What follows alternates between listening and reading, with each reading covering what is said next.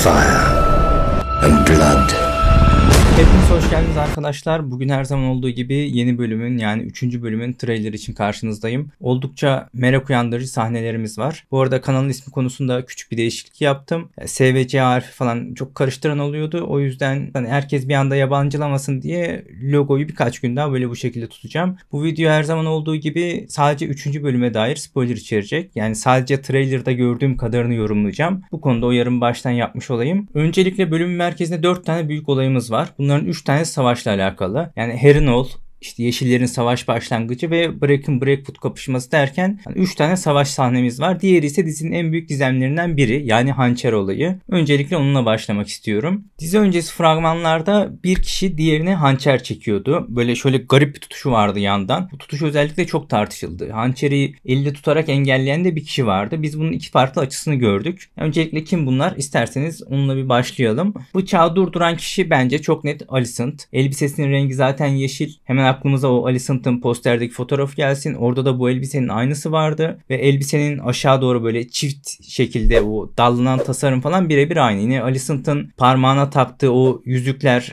birebir aynı. 2 tane yüzük takıyor ve tamamen aynı bunlar. Ayrıca biz fragmanda Alicent'ın, yani son fragmanda 2 tane kral muhafızıyla birlikte böyle hızlı bir yere doğru yürüdüğünü gördük. Ve yayınlanan görsellerde sept merdivenlerinden çıkıyordu. Yine aynı elbise vardı üzerinde. 9. bölümdeki o Aegon'un kovalamasının olduğu sahneden hatırlayın, bu merdivenleri aynı yer. Buraya kadar bence hemfikiriz, yani ben öyle düşünüyorum. Şimdi geçelim bıçağın sahibine. Hançer Rhaenyra'ya ait. Av sahnelerinden 3. bölümden biz bunu biliyoruz. Bu görselde Rhaenyra'nın beline dikkat edin. İkisi birebir aynı hançer. 2 tane daha detay vereyim size bununla alakalı geçmişten. İlk bölümün senaryosunda Alicent ve Rhaenyra'nın o ağaç sahnesinde, yani ilk bölümde Rhaenyra'nın elinde bıçakla oynaması gerekiyordu. Valerian stilden, yani Valerian çeliğinden bir tane hançerle oynaması gerekiyordu. Fakat bunu diziye eklememişlerdi. Bir de Rhaenyra'nın bir tane yine fragmanlardaki o Vermitor'la gözüktüğü bir sahne vardı. Bu sahnede de Rhaenyra'nın o "War is coming" repliği var. War is coming'le başlayan repliği var.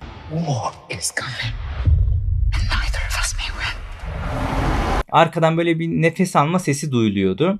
Şimdi bunları aklınıza tutun, geçelim sahneye. Biz Rhaenyra'nın hizmetçisi Elenda'yı kral topraklarında, yani kapşonlu bir şekilde kralın şehrinde görüyoruz. Alicent'a mesaj götürme ihtimali yüksek. Yani Alicent bu şekilde haberdar oluyor olabilir. Ayrıca tepede 2 tane septin içinin sahnesi var trailerlarda. Alicent oturuyordu ve önünde bir tane septe oturuyordu. Biraz daha böyle hafif çaprazında gibi, aslında tam önünde durmuyor. Böyle kucağında da kitap gibi bir şey var. Daha sonrasında diğer sahnede Alicent çıkıyor septen. Bu septe ise bu sefer aynı şeyde ön tarafa gelmiş şekilde duruyor. Yani septanın biz hareket ettiğini burada çok net bir şekilde varsayabiliriz. Bu arada bıçağı tutan kişinin üzerinde de sanki o septa kıyafetinin rengi gibi böyle hafif koyu grimsi bir renk vardı orada. Bu da önemli bir detay. Tüm bilgileri aktardım. Şimdi size senaryomu yazayım. Rhaenyra septe kılığında septe sızar ve Elenda ile mesaj gönderir. Alicent mesajı alır ve gelir. Rhaenyra oturduğu yerden kalkar ve Alicent'ın solundan böyle hançeri çeker. Alicent'ın da sol tarafına oturur. Kulağına "War is coming" ile başlayan o meşhur repliğini fısıldar.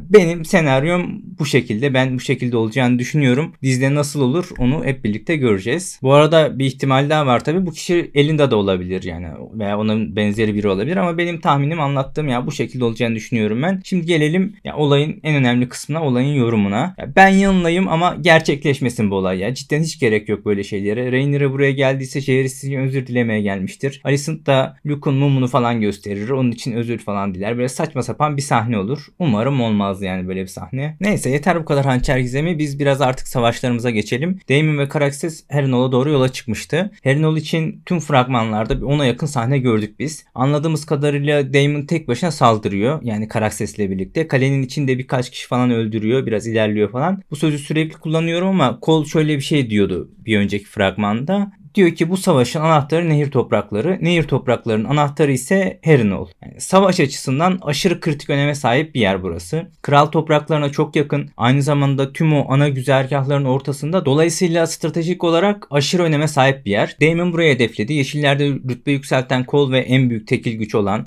Aemond burayı hedefliyor. Ona birazdan geleceğim tabii ki. Daemon ana sonuna kadar ilerliyor bizim gördüğümüz kadarıyla ve oradaki kalenin başındaki kişi Simon Strong'la beraber ve yanındaki o tayfasıyla beraber 3-4 kişiyle karşılıklı oturuyor. Böyle yemek gibi bir şey diyor. Yani yiyorlar. Yani ele geçiriyor diyebiliriz biz buradan. Burada aslında benim en merak ettiğim kısım rüyalar. Yani ben burayı tamamen Alice Rivers üzerinden okumuştum. Ama buna dair fragmanlarda en küçük bir şey göremedik. Hala aynı düşünüyorum aslında. Sadece küçük bir fark var arada. Ya görünen o ki Alice Rivers kalenin o savunulma kısmında olmayacak. Ya bu da şu anlama geliyor aslında. Daemon kaleyi çok kolay bir şekilde ele geçirecek ama asıl mücadelesi kaleyi ele geçirdikten sonra başlayacak Daemon'ın. Burası bence önemli. Alice'i bir noktada kesinlikle görürüz bu bölümde ama Daemon'la mücadelesi belki diğer bölümlere sarkabilir. Çünkü fragmanlarda cidden buna dair hiçbir şey yok. Belki kolay fetih kısmı falan da illüzyon alabilir. O yüzden bu kısmın detaylarını gelecek bölümün trailer incelemesine bırakıyorum. Orada detaylıca konuşuruz. Yeşiller ile devam edelim. Kolun zırhında broş takacak yer olmadığı için o kralın eli broşunu zırhın üzerine işlemişler ve zırha eriterek yapıştırmışlar. Kol kralın eli olmasının o verdiği yetkiyle aslında ilk icraatini de yapıyor ve burada konseyde bir cümlesi var. Yani savaşın biz burada diyor saklanarak diyor savaşın diyor bize gelmesini bekleyemeyiz diyor.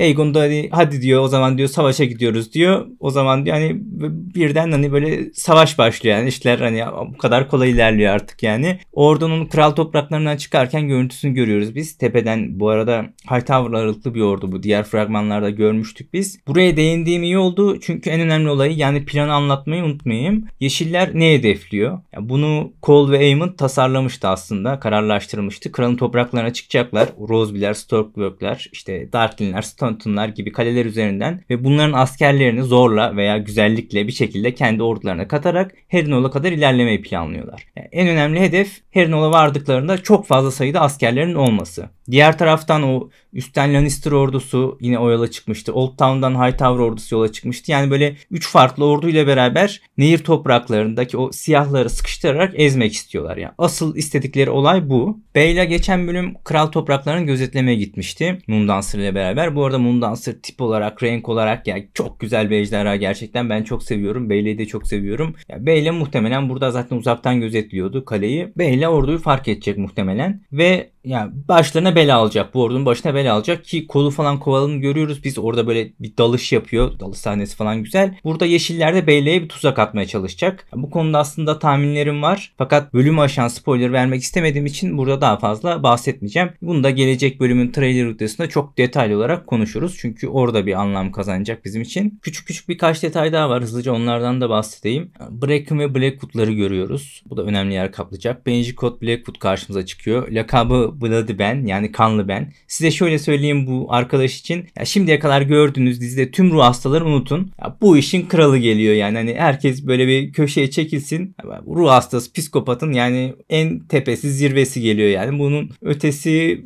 çok az çıkar. Yani Game of Thrones'ta falan çıkar yani. Bunun başka bir seviye gerçekten. Bu iki hane ezelden beri, çok eskiden beri birbirine düşman. İlk sezonda da iki karakter savaşmıştı zaten. Blackwood olan diğerini öldürmüştü. O Rhaenyra'nın düğün sahnelerinden bahsediyorum. Onlar tabii kitapta olmayan hani dizideki kurgusal karakterlerdendi. Buna benzer bir şeyler olacak. Rövanş falan. Aslında bu kısımlar kitapta var. Yani isim olarak kitapta var bu kavgalar falan ama şimdi oradaki isimleri falan değiştirdiği için isimler üzerinden net bir şey söylemek istemiyorum. Ya ama şundan eminim. Ya bu kavga bence çok net bir şekilde sınırla alakalı bir problemden dolayı çıkacak ve bir şekilde genele doğru sıçrayacak. Yani ben bundan emin gibiyim. İkizlerin cenazesini görüyoruz. Aegon zırhını giyiyor. Savaşa hazırlanıyor gibi burada iki farklı sahnesi var zırhla. Bayrak rengi değişmiş. Siyah kırmızı iken yeşil sarı daha doğrusu altın rengi oluyor. Sunfire temalı biraz. Aegon'un isteğiyle oluyor tabii ki bu. Rhaena'nın sorumluluğunda 4 tane ejderha yumurtası veriliyor. Zaten tavırları falan hani Rhaena gidecek gibi duruyor. Bunu anlamışsınızdır hepiniz. 3 tanesi bunların Daenerys'in ejderhalarının renkleriyle aynı. Diğeri ise mavi. Biliyorsunuz ki yumurtaların renkleriyle ejderha renkleri uyumlu. O yüzden mavi bir ejderha açıkçası bende hiçbir şey canlandırmıyor. Vadide Rhaenyra'nın ejderha talep etmişti. Yani ona binaen Rhaena 4 tane ejderha yumurtasını onun için gönderiyor olabilir mi? Böyle bir kıvıracak olabilirler mi? Buraları izleyip göreceğiz.